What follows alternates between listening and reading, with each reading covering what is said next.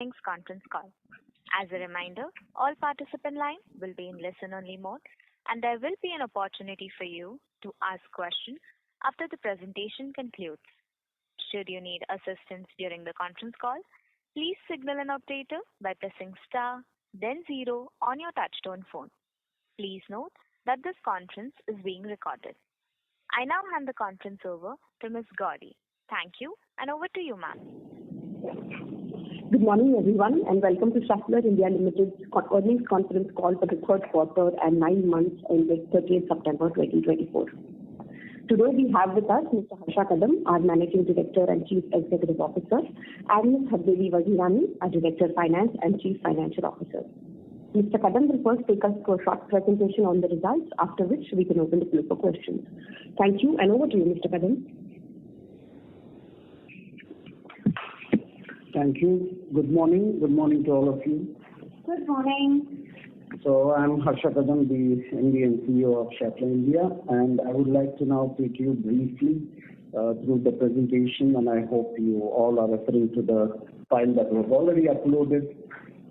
As always, I would like to start off my presentation by sharing the recognitions that we have received from our esteemed customers and some of the business partners that we engage with. I am on slide number 2, and in the quarter we were recognized by 5 awards. To start with, the first one was from Toyota for Zero PPM award, which means that in the quarter for the year 2023, whatever we have supplied so far was zero defect products, and this is something that we cherish, as an award coming from Toyota means a lot to us, and this was mainly for their parts that we supply to their engine and transmission.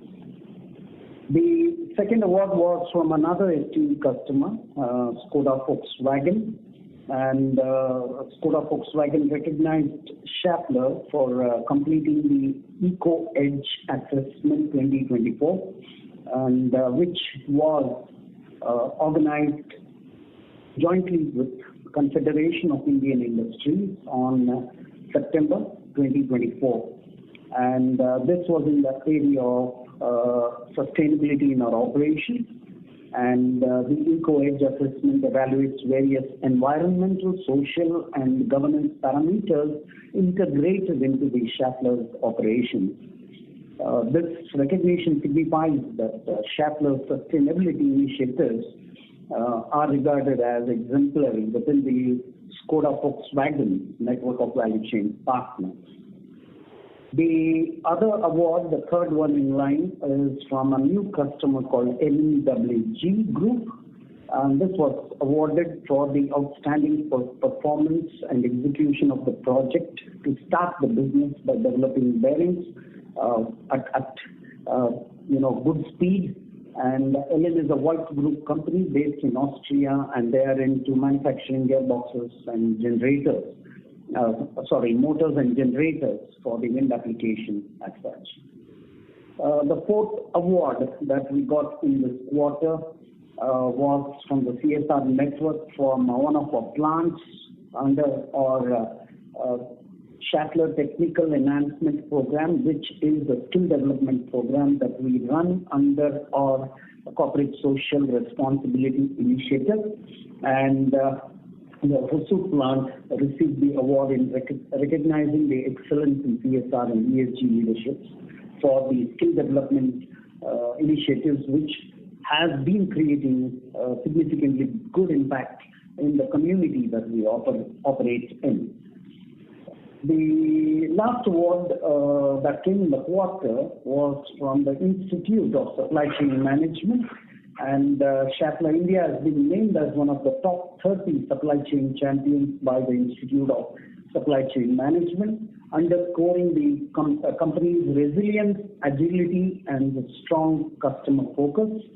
And through their evaluation process, assessment on the performance of over 400 companies was carried out, and the digitalization initiatives that we have driven in our supply chain process is something that was exemplified, and as Schaeffler, we have been recognized for that. Also, the integration of the digital ecosystem that we have created, both on the back end and the front end, is something that has been well appreciated and recognized by ISM. I would like to go now to throw some light on the economy and the industry, and I'm on slide 4. So talking about the GDP rate, growth rate in India, while many of the external agencies have been rating India's growth story on the GDP, the Reserve Bank of India's Monetary Policy Committee also continues to forecast around 7 to 7.2% growth rate for the Indian economy in the fiscal year 25 as well. Although it has moderated a bit from the previous numbers of 7.2 coming down to 7, but then it's still one of the fastest growing countries, comes out clearly, and the growth momentum continues to be sustained.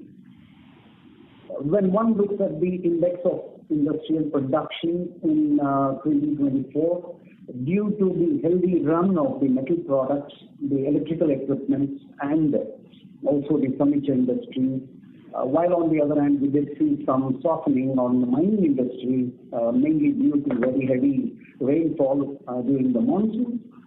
So overall, the growth in the manufacturing as such, the basic metals did pretty well, computer electronics doing well.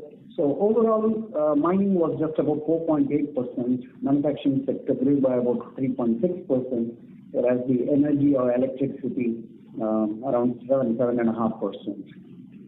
Inflation, on the other hand, when the CPI inflation did moderate, but the food inflation continues to be a point of concern in the country, and which hit an all-time high during the month of September.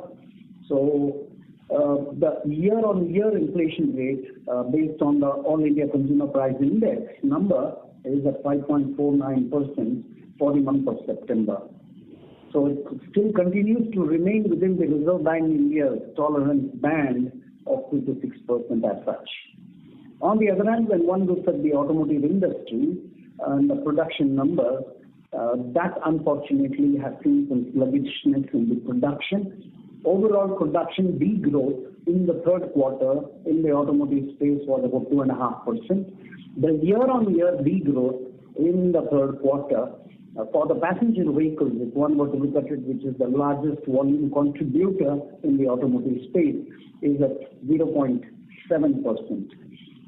While on the other hand, the commercial vehicles degrew by 16% in the quarter, and tractors certainly showed a bit on the uptick with about a 3.2% growth. Moving on, one looks at the core sectoral performance, and what you see is if one were to just look at the quarter, and here the September numbers are still to come in, hence I'm just looking at the 2 months of July and August, and what you would see is the softening even in the cement production numbers when compared to the first quarter or the beginning of the year. We have seen more or less status quo on the steel production numbers, whereas mining, I did mention, has seen a drop due to the heavy rainfall and monsoon in the mining areas as such. Energy, on the other hand, continues to be on the increase, clearly indicating that the manufacturing and the rest of the services economy continues to still do well. I move to the next slide, slide number 6, which is on the automotive sector performance, and here we see some different pictures unfolding. When one looks at the 2 and 3-wheeler production numbers, in the last quarter, certainly the production numbers registered a strong growth of 13.9% in the quarter, and even the electric vehicle sales have certainly grown in the third quarter due to better penetration and higher adoption rate as such. While on the other hand, the passenger vehicles I already talked about, if one were to look at the July, August, September trend, it has slowed down a bit, and certainly it is not even at the level of the first quarter of this year. Now, indications are that we will continue to see some sluggishness in the passenger vehicle segment in the quarters to come as well.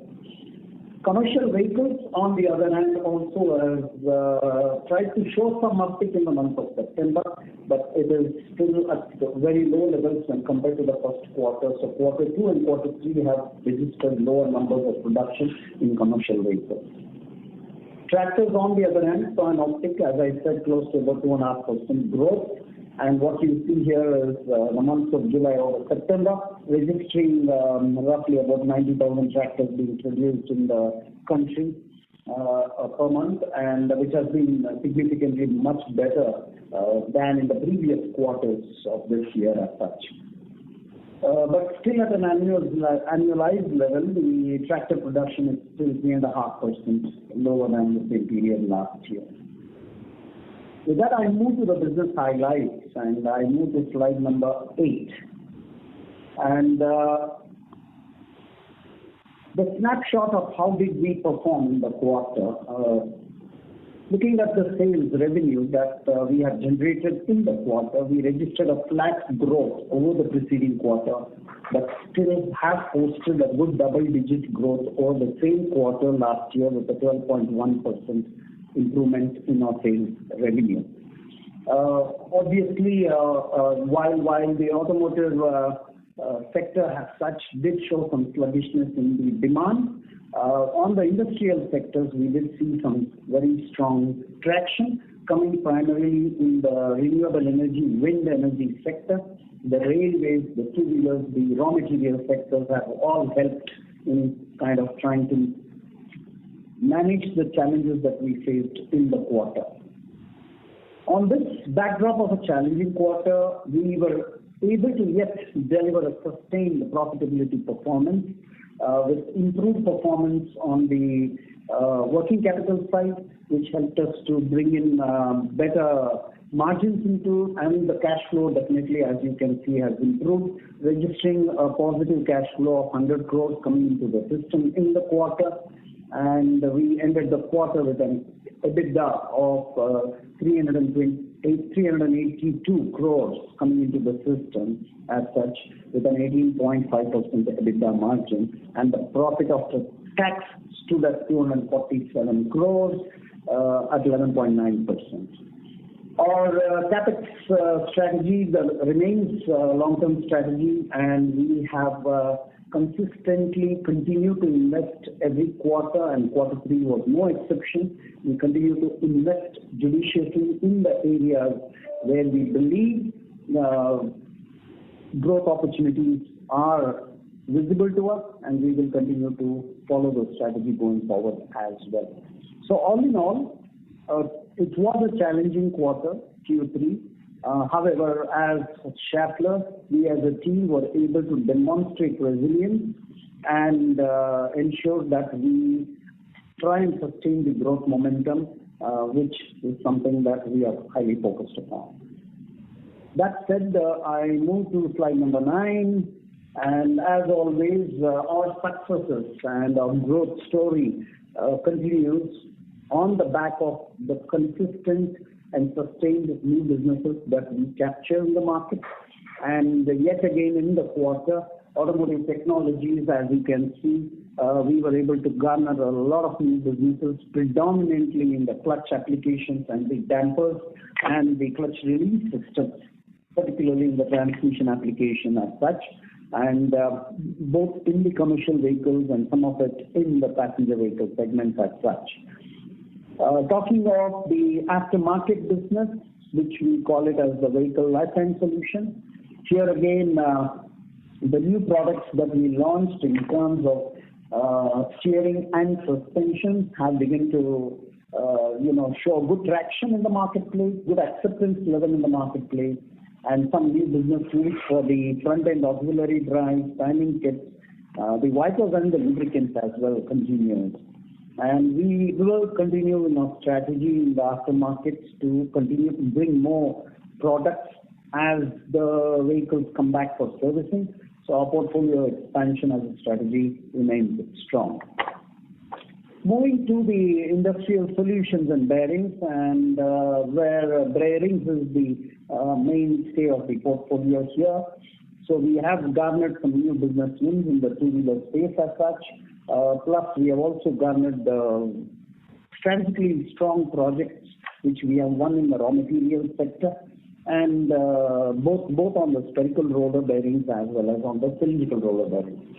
So all in all, it was a strong quarter in terms of creating a pipeline of business continuity, which bodes well for the succeeding quarters as we come into those quarters as well. I move to slide number 10, and where I will talk about the financial highlights going forward. So on slide 11, what you see is the total revenue growth. As I said, the quarter-on-quarter was at 0%, more or less at the same level, but the year-on-year growth was at about 12.3%. Now, where did this growth come from? As you can see from the to the right, the table that tells you the automotive technologies over the preceding quarter grew only 0.8%, but over the same period last year grew at about 10.7%.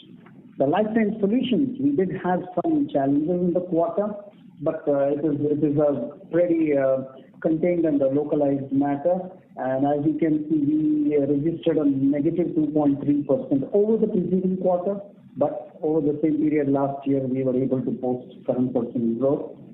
Bearings and industrial solutions, on the other hand, we had some good run in some of the specific sectors, which I have already mentioned. Registered a 5% growth over the preceding quarter and a 13% growth over the same period last year. While on the other hand, our exports business still continues to remain at a lower level than what we have expected, and as you can see, it registered a 14.6% negative over the preceding quarter, but at a annualized, over the same period last year, it is still at 17%. So all in all, at an annualized 9-month period, when you look at it, automotive technologies, we have grown by 10.4% over the 9-month period last year. The vehicle lifetime solutions at 5.5%, bearings and industrial solutions at 15.2%, a strong growth, and the export business growing at 7.5%. So this has helped us to shore up and sustain the sales mix that we have. Now what you see here is bearings and industrial solution shows an increase from the previous quarters and registering about 45% of the total turnover.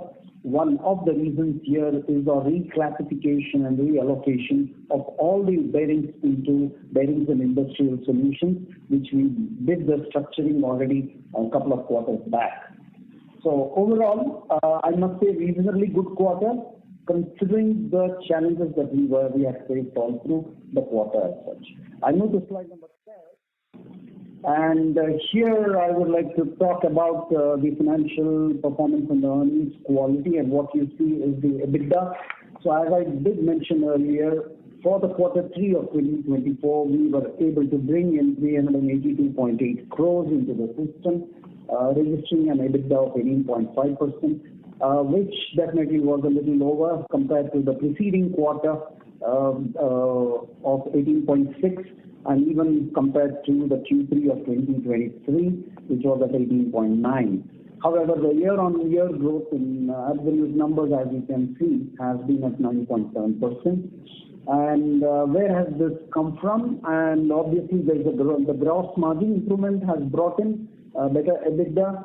While we did have some expenses that we had to do on the employee cost and some of the other income. So all in all put together, a much better EBITDA when compared to the same period last year, which resulted in a profit after tax, as you can see, at 247 crores with an PAT of 11.9% for the quarter in Q3. I move to slide number 13. Which talks about our working capital management, and here again we were able to our working capital as a percentage to sales actually went up in the third quarter. Over a 9-month period, as you can see, it stands at 19.8%. However, we were able to, within the quarter over the preceding quarter, we have been able to sustain or bring it down marginally as well. I talked about the CapEx spend, and in the quarter, what you see is we have invested 207.6 crores into our operations as such for various reasons in terms of future products that we are localizing here in India. And if there is an increase in the quarter, it is more of a timing issue, as some of the equipment had to be booked into the system, and that's what you see.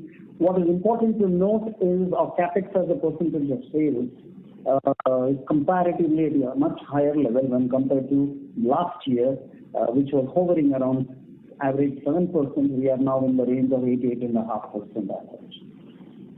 On the free cash flow, which was the bane for the previous 2 quarters, we have been able to get our hands around and focus on the cash flow into the organization. And as you can see, we were able to bring in 100 crores into the system in the quarter, and we are expecting the trend to continue in next quarter as well, so that we continue to register a robust free cash flow into the company as such. I move 14, and just to give you some key performance indicators and on a comparative level. So I did mention that the revenue growth in the quarter Q3 24 compared to the same period last year was about 12.1% showing year on year. And if you were to look over the preceding quarter, it was status quo and flat. Yeah, I did touch already on the EBITDA numbers that we are coming at a 9-month period. We have generated an EBITDA of 1,020 crores as such, with an EBITDA margin, 1,106 crores with an EBITDA margin of 18.5%. This gets us to an EBIT margin of 15.2%, which is 0.8 percentage point lower than what we had registered last year, same period. Yes. I did already talk about the profit after tax and the capex. So the cumulative capex for the year 2024 so far 9-month period is at 536 crores compared to the 410 crores that we spent last year as such. Overall, reasonably good quarter, so to say, in spite of all the challenges that we faced in terms of the weakening demand in some of the specific large volume sectors. Yes. I move on to slide number 15, which brings in the consolidated financial results of both Schaeffler India Limited standalone as well as the KRSV Innovative Auto Solutions Limited and the consolidated picture. So I already talked about Schaeffler India Limited standalone results. So let me spend some time on KRSV Innovative Auto Solutions Private Limited. For the quarter, even KRSV registered a pretty strong growth at 43.9 crores, which was a clear 20-odd percentage points better than the preceding quarter. So we clearly see the growth momentum picking up in this new venture as such. And over a 9-month period, the revenue stands at about 104 crores. However, on the profitability, we still have to break even, and there are clear action plans drawn up. We are right now on expanding the reach in the marketplace and the connect with our customers, and that's the key focus area to make our presence well pan-India. We have started to open up many more dark stores and hubs so as to enable the customers to access the products on our platform, within the shortest time. So hence we are on an expansion mode here. So we will definitely get to the situation where we will start to post profitability even from this business. So consolidated Schaeffler India numbers, the revenue stands at for the quarter 2024 Q3 stands at 2,116 crores and a 9-month period at 6,096 crores with an EBITDA of 17.7% and 17.9% for the 9-month period. And the EBIT margin going down to 14.3% because of the impact of the KRSV yet to break even. So with that, the earnings before tax, before exceptional items stands at 15.2% in the quarter, and for 9-month period, 15.6%. I number 16, which is my last slide, and in summary, it was a challenging quarter in terms of weakening demand, particularly from the passenger vehicle segment. We have seen that happen, and some of the specific sectors. However, some of the sectors like two-wheelers, the wind energy, the raw materials, and railways definitely had a very positive traction. So we were able to navigate through the challenges, and that also tested our agility, which the team came together to manage it pretty well. And our domestic business definitely performed better than the export business, and that is the proof of the resilience that we have been showing in the domestic market. The quality of earnings we were able to sustain with the continued focus that we have kept on managing the cost as well as the countermeasures that we have put in place to remain competitive. So with that, we will continue to focus on new business development, which has always been our imperative, and the working capital management and cost management, which definitely is a priority for us, even in the quarter that we are in now, the last quarter of the calendar year. And as a motion technology company, we definitely continue to keep the focus on generating and adding value to all the stakeholders that we are responsible for. With that, I come to the end of my presentation. Thank you. Thank you very much. We will now begin the question and answer session. Anyone who wishes to ask a question may press star and 1 on their touchtone telephone. If you wish to remove yourself from the question queue, you may press star and 2. Participants are requested to use handsets while asking a question. Ladies and gentlemen, we will wait for a moment while the question queue assembles. The first question is from the line of Mukesh Saraf from Avendus Spark. Please go ahead. Yes, sir. Good morning, and thank you for the opportunity. My first question is on the e-axle order that we had won last year, and I think what we had stated is that the revenues will start flowing in from the second half this year. So just trying to understand, have we started commercializing that product, and what's the status of that order? Thank you for the question, Mr. Saraf. And as you know, the homologation and validation process is done entirely by the customers. And as I am speaking now, a number of vehicles are being tested already on the road all across the country. And in every region, nook and corner of the country, our customers are running the tests.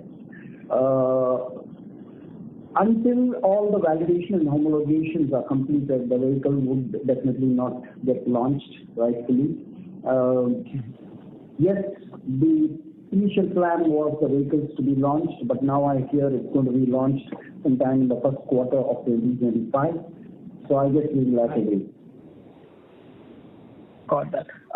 Understood. And second question is, I think on 1st October now the parent has now merged with Vitesco. So anything that you would want to comment on? What's the plan of action here for Vitesco India Limited? Is there a plan of integrating that, merging that with Schaeffler India? Anything that you can comment on that? So yes, the functional integration of Vitesco globally as Schaeffler AG is completed as of 1st October. Rightfully, we will be able to comment on the timelines only once we get a clear direction from headquarters from Germany as such. Surely you will get to read it and hear about it as it unfolds. Right. Thank you. Just last question on exports. We have seen some sequential decline in exports. You had also mentioned that in your comments. So can you give us some outlook there on exports? Because obviously CAPEX side, we are continuing, our strong CAPEX, which also includes some plans for exports. So could you kind of outline what we can expect over the next year or so in terms of exports? Considering the exports for the quarter, we saw the drop only in Europe region, and so the group also announced in its pre-closing call for quarter 3 that bearings and industrial solutions has seen some market environment challenges, and that the industrial sales of Europe has seen some challenges. So it is mainly the Europe market. We had put our efforts on Asia, China, Americas as well, where we did not see any drop. The drop mainly came from Europe. Right. Any sense you have on the kind of, because of the kind of order book we have in Europe, when can we start improving? When can we start seeing an improvement rather in European exports?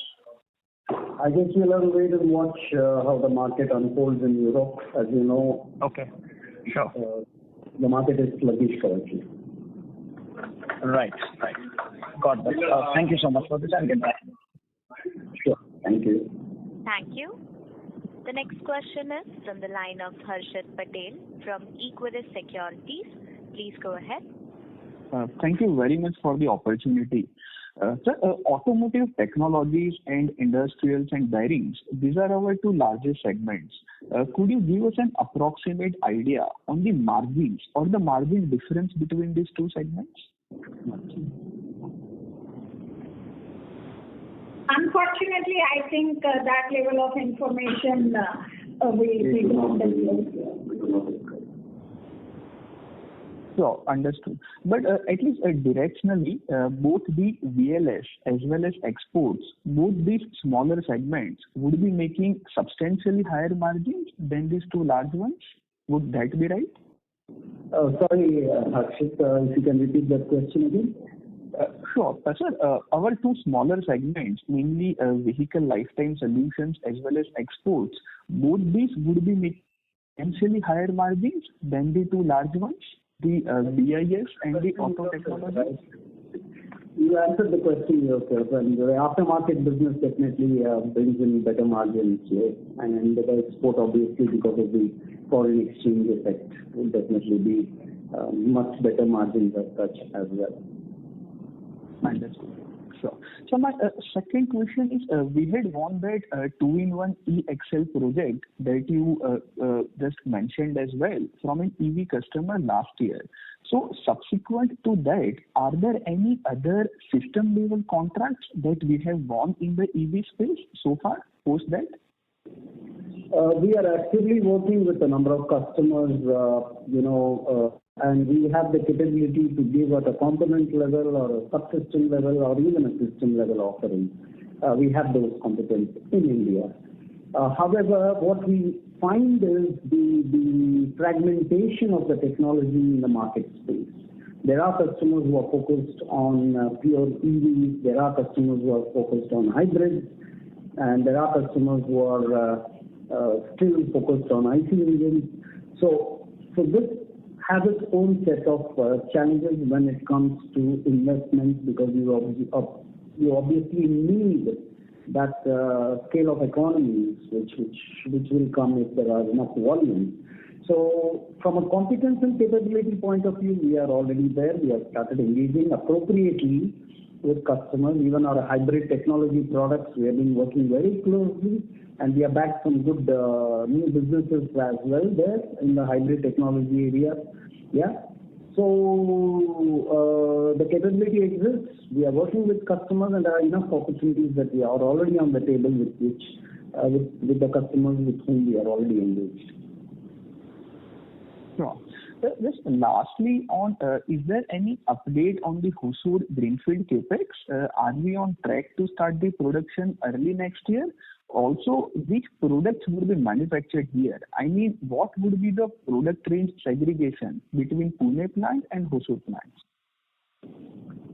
Yeah, so the Hosur Greenfield project is on track as scheduled, and certainly we will start to manufacture early next year. That is on as planned. What we want to start off is with by producing products initially at the component level there, primarily for the transmission application, which is clutches again. That will start off. And we will definitely scale up the plant with all the new products that we are trying to bring in, not to mention the EV as well, because the system level would require motors, it would require gearboxes. So rightfully, we have the wherewithal and the equipment there.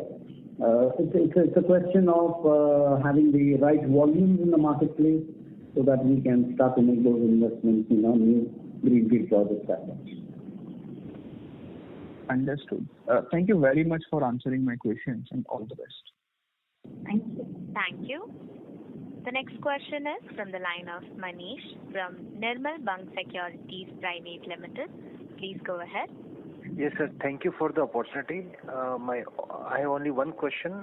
Your comment around the quarter three has been soft in terms of demand. So, in the coming second half of the current fiscal, how do you see the demand trend to see, especially in the passenger vehicle as well as the tractor segment? Yeah, thanks for the question, Manish. And normally, as you know, October, November are the months when, due to festival seasons, the passenger vehicles and the two-wheelers, these are the sectors that tend to peak. What we are not seeing that, but we are not seeing that happen this year, unfortunately. Fundamentally, the reason is with a lot of push sales that was done in the preceding quarters, the dealers, the retailers, and the wholesalers are saddled with very high inventory levels on the passenger vehicles. The inventory level is probably close to 80 days, and so even if the sales numbers would be very high in the quarter, that is this quarter, October to December, primarily it would be due to the liquidation of all the inventory that is lying. Yeah. So will the production numbers pick up? Now that is something we have to wait and see. Yeah. Because unless the inventories start to go down, the productions wouldn't definitely be on track as such. So we believe that it is still going to be a little muted quarter when it comes to vehicle production numbers, and we anticipate this is going to happen for the next quarter as well. As you know, the first quarter of the calendar year is always start off on always a lower note. So what should have happened should happen in this quarter, and if this quarter the production numbers don't pick up, it's going to be a little muted. And what about say tractor? Sorry, I didn't get that, please. Yeah, tractor. I'm talking about tractor. Tractor, yeah. So tractor, we have seen the last 3 months the production numbers have slowly started to incrementally go up, which is a good sign. Obviously, it's evident that the good monsoons that the country has had is enabling the production numbers to start going up. However, there are other factors within the tractor segment, which is still, liquidity, cash availability, the finance availability that is going to determine how quickly it's going to pick up. So we believe it's going to grow slowly, but definitely the indications are that tractors would be on a slow growth path as such. Okay, sir. Thank you. Thank you. The next question is from the line of Rishi Vora from Kotak Bank. Please go ahead. Hi. Thank you for the opportunity. My first question is regarding the industrial bearing segment. Sir, can you give us some color on how some of the segments did during the quarter, especially railways, wind, and anything else you would like to call out? So thanks for the question, Rishi. And let me start off with the industrial segment where we are very strong, and that's the wind energy as such. We had a strong traction and growth in the wind energy production numbers of the gearboxes and so on. So that has helped us to grow much faster in the quarter as such. Overall, we are seeing a good traction coming from the wind energy. Even the railways, for example, did reasonably well in the quarter. then the raw material sector, due to some of the infrastructure projects, so obviously there have been quite a lot of investments that customers have started to do, and the projects that they execute enable us to grow in the raw material sector, which is the core metal industry.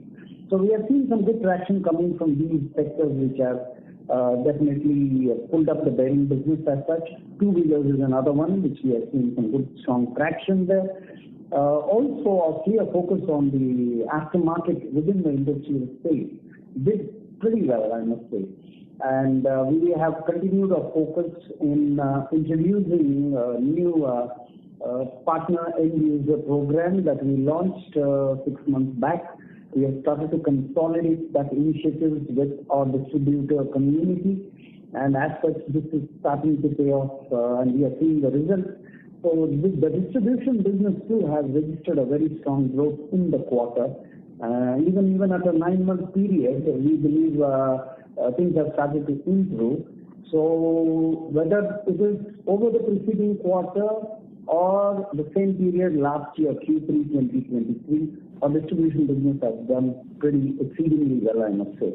So all in all, there were some sectors which did very strong, where they could have been better, the performance could have been better from a demand situation is in our power transmission segment and on the industrial automation segment. These could have been better. We still have not seen a strong uptick like we have seen in some of the other industrial sectors. Understood. So our auto and industrial bearing segment this quarter has grown by 10%. So is it fair to assume that in the industrial part of the business would have done better than that? Yes. The industrial part of the business definitely has gone better. Understood. And just on exports, right, while you did call out that the European market was a drag this quarter, but at least in terms of end consumer segments, can you give us some color on which are the key end consumer segments for us in all these geographies, and over there, in which segment we are seeing demand weakness? So, Rishi, I want to clarify here that our export business, we will have no visibility to the end customer, so to say, because what we produce here, we ship it out to our sister plants and sister facilities across the world, and they in turn handle the sales that happens to the customers. So my visibility stops at my sister company. But at least by the type of bearings which we supply, we'll have some idea about the end consumer market, right? Or I'm afraid it's not so easy, because if you were to take a spherical roller bearing, it can go into a cement industry, it can go into a steel industry, it can go into a power sector, so very sector, so it's a little difficult. Understood. And just last question, if you look at our 9M performance, our EBITDA margins have kind of declined by 89 basis points. Part of the reason would be the consolidation of Coors. But how should we look at margins going forward? Is there tailwinds for margins to improve from here, or where are we seeing some bit of pressure on margins? So if we look at 9 months of this year vis-a-vis 9 months of last year, we have seen in EBITDA margin a dip of 0.5 percentage points, and within this, the employee benefit expenses contributed by 0.3 percentage points. Within this 0.3 is the employee benefit expense, which is mainly because of the inflationary pressure, that is the increments, the personnel increments which were given out this year in line with the market.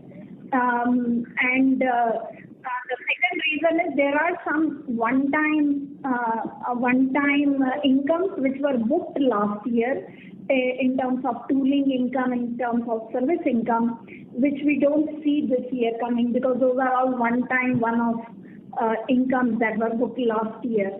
So these are the two main reasons of the EBITDA change.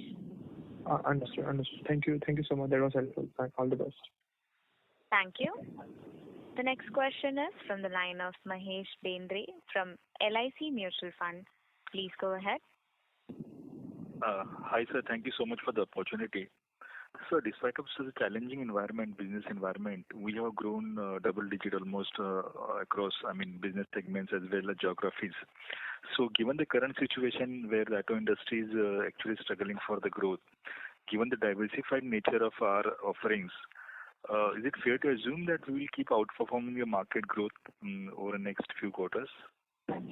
I think that's for you to draw the conclusions, but our performance over the last quarter tells that yes, our growth story, our growth numbers are definitely ahead of the, some of the sector growth or the industry growth. So if you take the index of industrial production is hovering around 4.5 to 5%, but our own industrial performance has been much better than that. Same is the case with the automotive sector, which is almost half the business that we operate in. While the industry has remained, if you look at passenger vehicles, at a 9-month period has grown, but in single digits. But we still continue to do double-digit growth. Our endeavor has always been to continue to grow in double digits.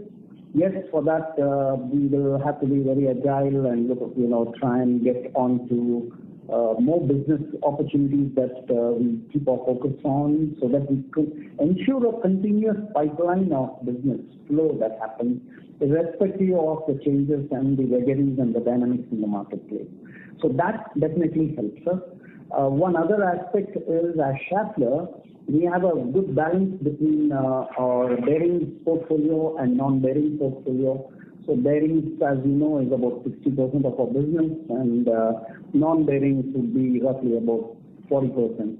So this too, the business mix and the portfolio mix definitely helps us to kind of try and sustain. At a company level, it's not at a sector level. Some of the sectors could underperform, some of the sectors definitely outperform. So we have been able to balance this out well, and I don't see any reason why we cannot continue to deliver the sustained double-digit growth rate. Sure. And sir, about the Hosur plant, which will become operational next year, some of the products you mentioned about the clutch and other EV parts, those are not currently, as of now, manufactured for India in our basket as of now, right? Are you talking about the new plant or the existing one? New plant. Oh. Yes. See, we are continuing to localize a lot of our products to be produced in India, more so in the automotive space, and so clutch is no exception. So the new plant, definitely we will continue to bring in the new products as well. Also with the capacity constraints that we have ran into in our existing plant, where there is no more space to bring in more additional machinery. So the new plant is going to help us to, complement the demand that is increased demands that we see even in our existing portfolio. Sure. Thank you so much, sir. Thank you. The next question is from the line of Mayank Bhandari from AM Investments. Please go ahead. Thanks for the opportunity. I have first question regarding the 9-month growth rates, if you could provide for the railway, wind, two-wheeler segments. Two-wheeler and which sector was that? Railway, wind, two-wheelers, auto aftermarket, and maybe you can give the overall breakup in terms of the end markets that you provide. All I can say is, we did register all the three sectors that you touched upon at a 9-month period. We definitely have registered a very strong growth. Yeah, it's a double-digit growth coming from all the three sectors: railway, two-wheelers. I would say even raw material, the core metal industry sector also, and the wind energy as such. Distribution in the quarter, I talked about the aftermarket industrial distribution. In the quarter has registered a strong performance, and still at an annualized 9-month period, it is still at a single digit, but we expect we'll continue to keep the focus to ensure that the distribution part of our business, which is a very important part of our growth strategy, continues to be in the double-digit growth rate. Okay. Particularly on the wind side, sir, how is the market, both in overseas and India, and we had seen some installment due to the Chinese competition.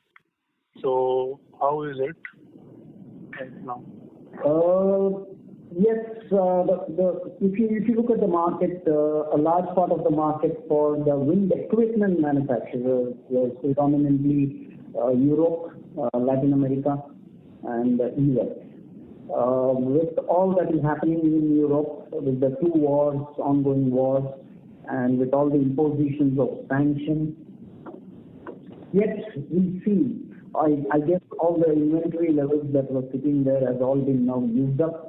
So we have seen a strong resurgence in the demand, obviously, in spite of what is happening there, the geopolitical developments. I guess people are finding ways how to still continue to execute the projects.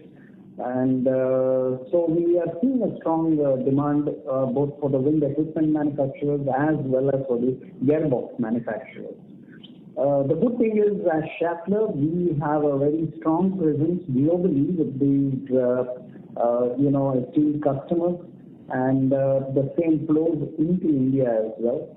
So we are able to leverage the relationship and the engagement level that we have established in Europe as well with these customers here in India as well. That certainly is helping us. Talking about the Chinese competition, there are a few that have started to come into India. Here again, some of them have started to set up manufacturing, but right at this point in time, they are still very small. We'll have to wait and watch how that competition will develop as such. Okay, and lastly, sir, I mean, in our 9 months in this quarter, could you just categorize, could you differentiate between volume growth and value growth?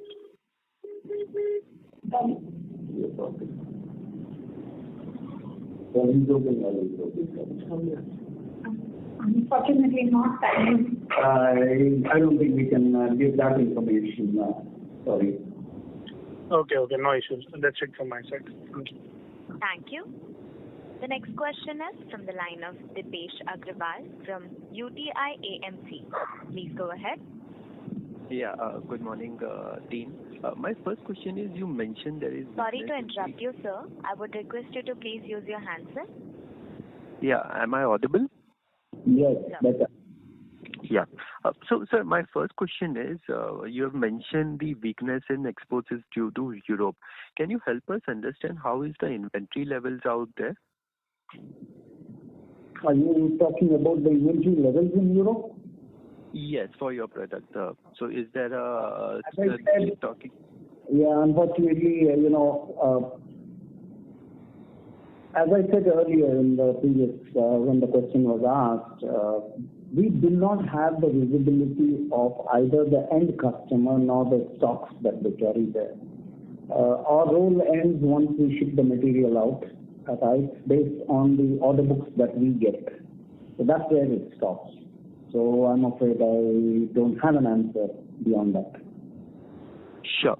And sir, when you are looking to grow exports in Southeast Asia, where are we in that journey? How large that business can become? Can it be become a similar size to your European exports in a few years? Difficult to tell. For one, because the portfolio of the products that we make, which Europe needs, we see that either the volumes are not there for some of the products in Southeast Asia, because the players, the customers, their design of equipment are all different. Yeah, that is one challenge. Two, also, when you look at sector level, you will find some of the sectors are very different. You find two-wheelers is a very strong sector in Southeast Asian market. That is something we are also trying to see, can we now start to enter those markets as such. That's an evaluation that we are trying to do. So it has a little bit of a different demography when compared to the European market. So yes, we are making sincere efforts to get into the Southeast Asian market. We have seen some successes already in terms of getting new businesses for our exports within the Southeast Asian markets. I think the efforts we have to keep continuing on this journey to secure orders and wins. For us to ensure that we try and de-risk or balance out between the west and the east. Sure. And sir, lastly, what would be the roadmap for the turnaround of Coors? By when do you expect it to turn around? And till then, what is the cash support which it may look from Schaeffler in terms of loss funding? Yeah, let me start off by answering, and then Devi can contribute as well. So as we know, Coors was a very clear strategic acquisition, knowing that it is an e-commerce platform, which is a very different model of business than what we have been doing all these days. Yes.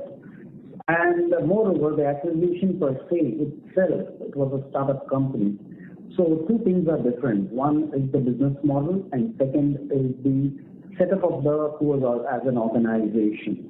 So it being a startup, it needs to be run as a startup if we have to make this a success story. Currently, our focus is on scaling up the operations and expanding the footprint, which we are actively working on to increase the reach as well as the depth of market reach.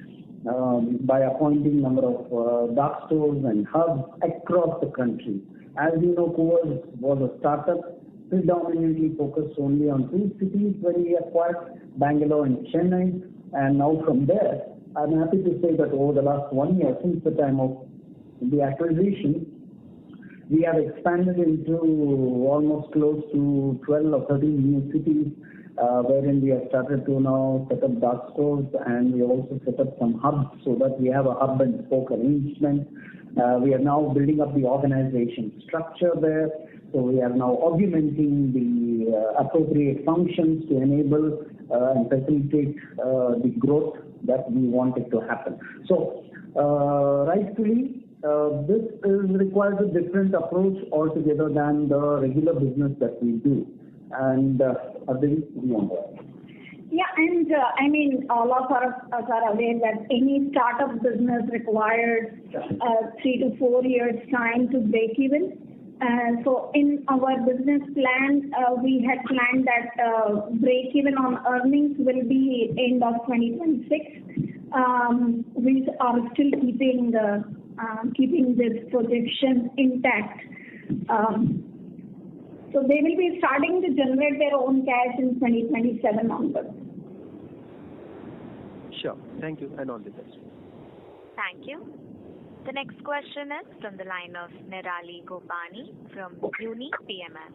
Please go ahead. Hi. Thanks for the opportunity. So my question is on the capex. So if I remember correctly, in the beginning of calendar year 2022, we had announced a capex of 1,000 crores and revised it to 1,500. And if I sum up the capex until now, I guess we have crossed that 1,500 mark.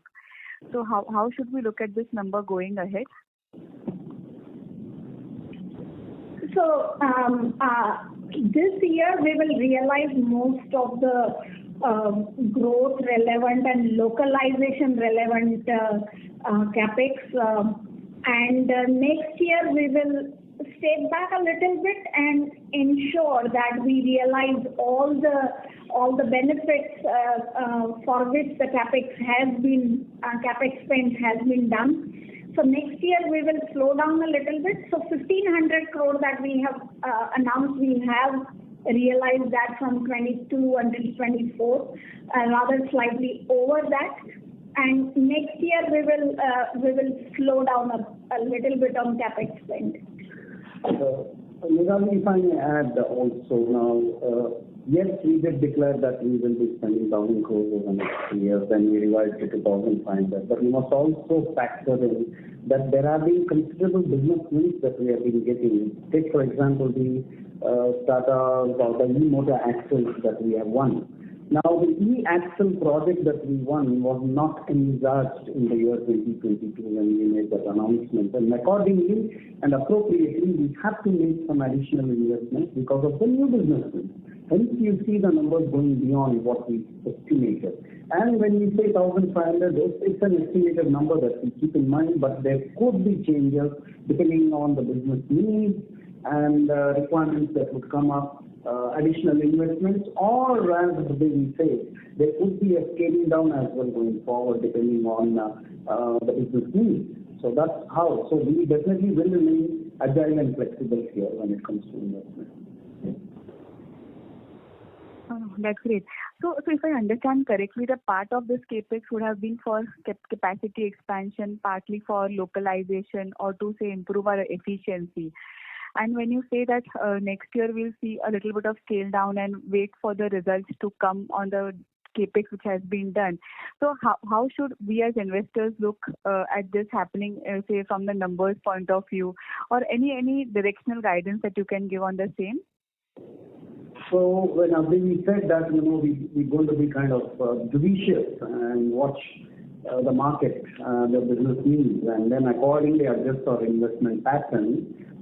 It goes without saying that whatever we have already investments that we have already made, the realization of that, they have to start delivering, and our focus will continue to remain on the investments that we have already made. How do we ensure that these are fungible, that we can use it better, leverage the capacities that we have already put. So the focus would remain on ensuring that the commitments that we made when we got the investment is something that we deliver to. So this is going to be the priority going forward as well. Of course, if there is a new business win which would warrant some new investments to be made, we will definitely make that. Right. I just one last question. What would have been the investment for our Hosur plant? Around roughly approximately about 300 crores. 300 crores. Okay. Thank you for answering my question. Thank you. Ladies and gentlemen, we will take that as the last question. I would now like to hand the conference over to Ms. Gauri for closing comments.